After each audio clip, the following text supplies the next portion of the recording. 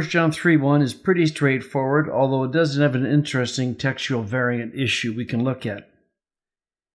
Idete parapein agapein, dedukin hemin hapater, hina tekna theou klethomen, kaiasmin, diatuta ha kosmos ou genoske hemas, hate uk egno auton.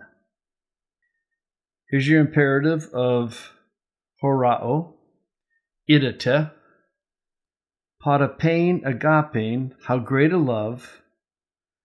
Then here's the subject, hapater, dedukin hemin. Now, a couple of things. First of all, this is your me verb, right? So there's the root, reduplication with an epsilon, so you know you're in the perfect tense. The variant marked by these two things is interesting, and this is typical of lots of the variants in the New Testament, and it's why you can't ever really talk about variants without talking about their significance. There are some manuscripts that instead of it being first person is second person.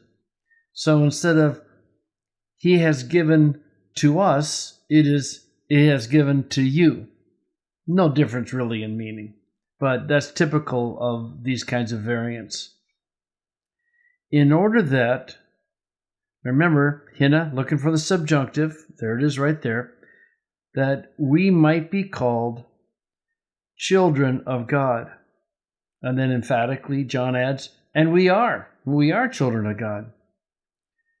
Diatuta is that idiom that can point forward or backwards, and in this case, it's pointing forward. The reason's going to come.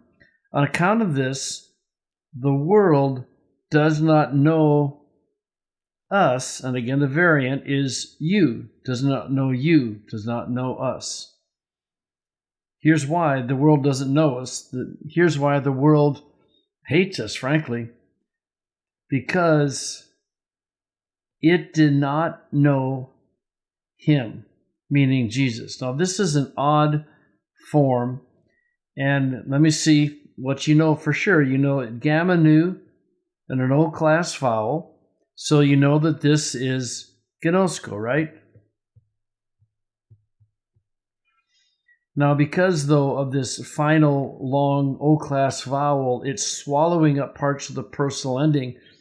So the first, second, and third person singular is egnon, egnos, egno. I also wanted to go back and talk about klethomen. Again, you have the subjunctive, so you know that it's going to be a subjunctive. But how do you know that this is an aorist passive subjunctive? Well, first of all, you know from the hina. But you remember that if this were not the subjunctive, it would not be thomen, it would be thamen. So if you go to the morphology, the example is fan, ro, that's the lengthened contract vowel, thamen, okay? So in the indicative, it'd be eta. But when you switch to the subjunctive, I'll just use luo, luthomen, you get the omega. So you know this is subjunctive because of the hina and because of the omega. And by the way, what is this from? Well, you have a kappa and a lambda. What is it? It's from kaleo, right? You want to hang on to those consonants as hard as you can because vowels are going to change, even drop out entirely. And it's not that unusual for etas to be inserted before the theta in the aorist passive. In terms of phrasing, it's pretty straightforward. Behold what great a love the Father has given to us.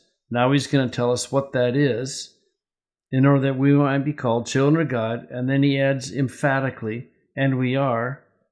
Then a new thought, on account of this world does not know us. Well, how come it does not know us? It's because it did not know him. I'm going to move that back up. And I think you can just kind of probably you want to emphasize that the greatness of the love is that we've been called children of God. You could probably put in various places. And then emphatically, and we are. And then for this reason, the world does not know us. What is the reason? Because the world did not know him. And if you want to emphasize the connection of dia tuta and the following, you probably need to put it on its own line and get it over because it did not know him.